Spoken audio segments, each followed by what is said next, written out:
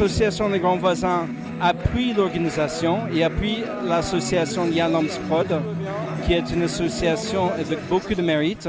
Elle fait le tour de toute la Côte d'Ivoire. Si elle écoute qu'il y a un orphelin quelque part, on a jeté l'enfant quelque part, elle ramasse.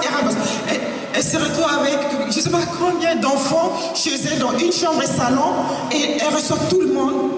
Et pour moi, aujourd'hui, je me disais qu'on allait faire grand chose pour qu'on puisse récolter un peu d'argent pour la soutenir. Ils sont malheureux. Ils ne sont pas malheureux. Ils sont aimés. Et cet amour-là leur donne les visages que vous voyez. Un enfant qui est maltraité, quand on le voit, on le sait. Ici, ce sont des enfants qui ont leur mère, qui ont des tatas qui travaillent, qui sont aussi des mères.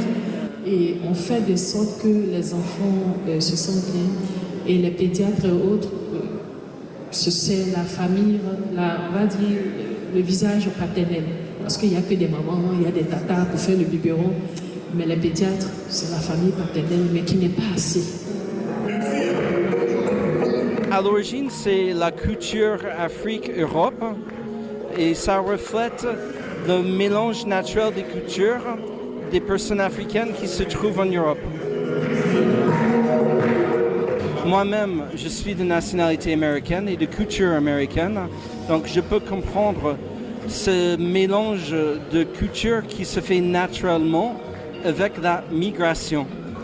Étant en France, étant dans un pays laïque, étant dans un pays avec sa propre culture et ses propres fromages, il y a aussi de la place pour enrichir notre culture ou moi-même et d'enrichir la culture française avec ce que je peux apporter avec une perspective externe.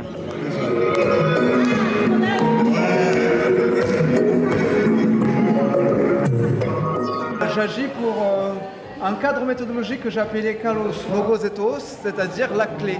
Et c'est un cadre méthodologique que je travaille depuis un an en fait. Ouais. C'est la résultante de 10 années d'investissement personnel, associatif, professionnel dans le domaine de l'écologie, dans le domaine de la pédagogie, dans le domaine de l'éducation populaire. C'est une esthétique alliée avec la pensée, la méthode et aussi l'éthique personnelle et interpersonnelle. En gros,